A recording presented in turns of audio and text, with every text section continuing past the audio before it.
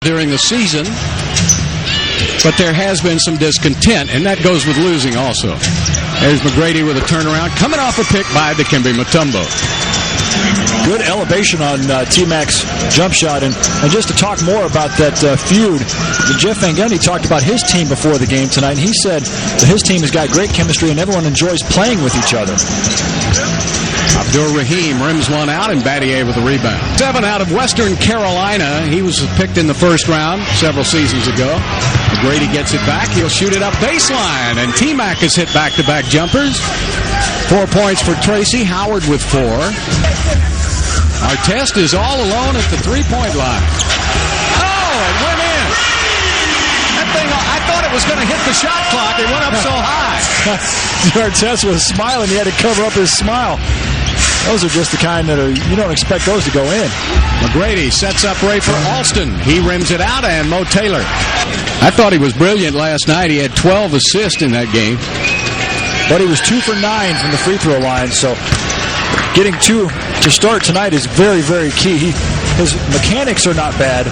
I believe it's in his head, the reason why he's missing free throws. Kind of like when you get the yips on making those short putts. I think it's not enough practice, and I'll tell you why.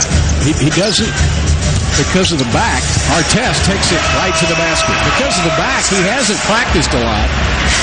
And I think, he said maybe he slept off his practicing a little bit on the free throw. He's going to go back to shooting more practice free throws now. 1 minute left to play in the quarter. McGrady spins inside. Salmons with a foul. Count the basket.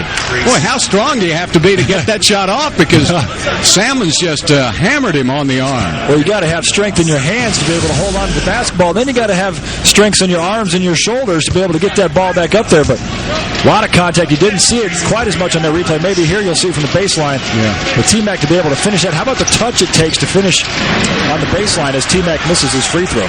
5-2. Equals the biggest lead of the game for the Kings. Artest picked up by Jawan. Nice return pass from Kenny Thomas. And the Kings now with their biggest lead of the game at 4.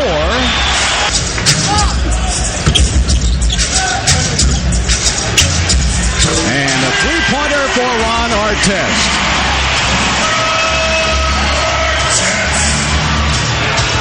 He's a great all-around player. Only shooting 26%, though, behind the arc. He's made 2 already tonight. Yeah. Abdur-Rahim and Artest. Williamson will stay in the game.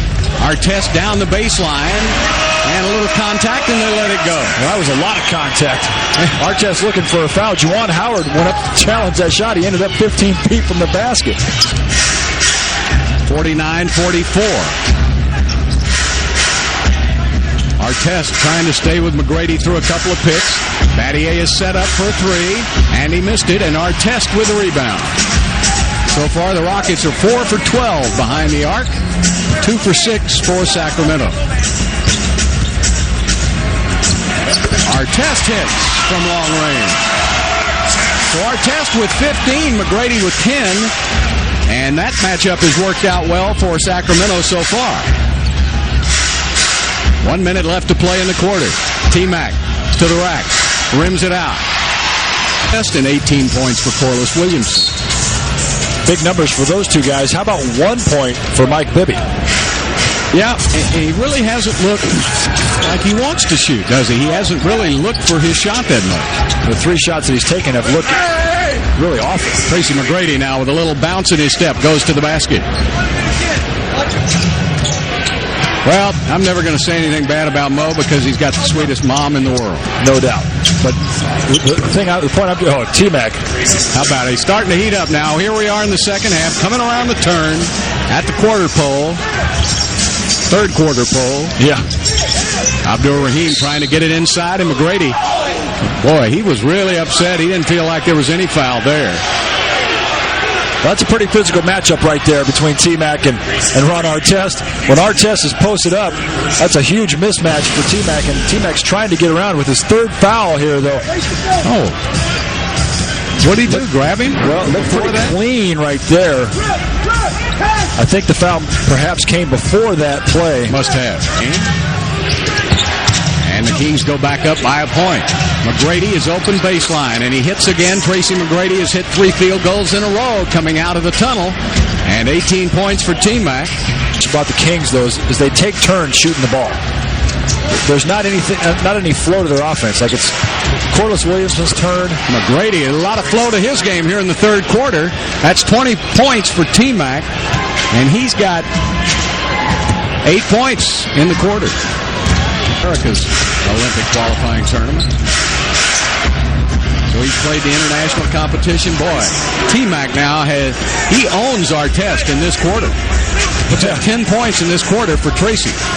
50. Well, in the final minute, it won't be called at all. 69-66 now. The Rockets' 3-point lead. McGrady tries to stay hot, and he does. Long 2 for T-Mac. 12-point quarter for Tracy McGrady. 24 points in the game to have a high parabolic arch. And usually do. McGrady to the basket, and he draws the foul. Much more aggressive, Tracy McGrady, in this quarter. Yeah, I like the way he's come out of the halftime, taking the ball to the basket. I think one of the coaches must have mentioned to him, hey, look, you got to take the ball to the basket. You've got to penetrate that ball into the paint, and then you'll go to the free throw line. But the Rockets' offense is based on inside-outside. Now, Yao Ming was the ultimate inside player. Right. When he's not in there, the Rockets still have to be able to get that ball in the paint, and the way they do it is by having Tracy or Rafer penetrate on the dribble and then kicking it out to the shooters.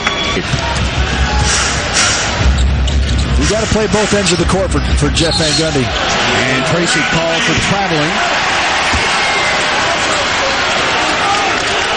T-Mac talking about that fudge they had in the locker room at halftime. Yes, indeed. And good thing he didn't get a technical on that one. And watch his left foot is the pivot foot.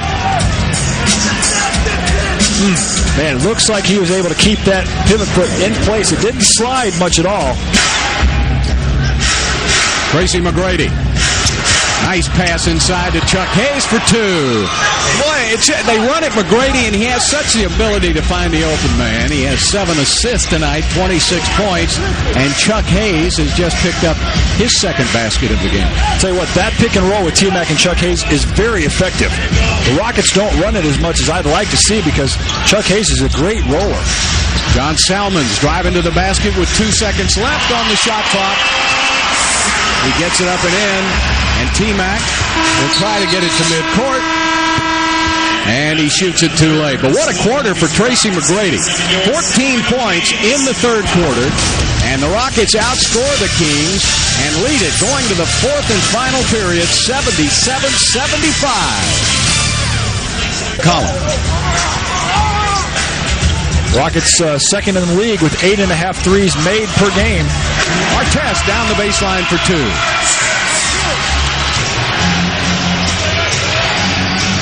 McGrady with a big step to the basket. And a jump ball. I'll tell you what, Tracy McGrady is playing an unbelievably strong basketball game tonight.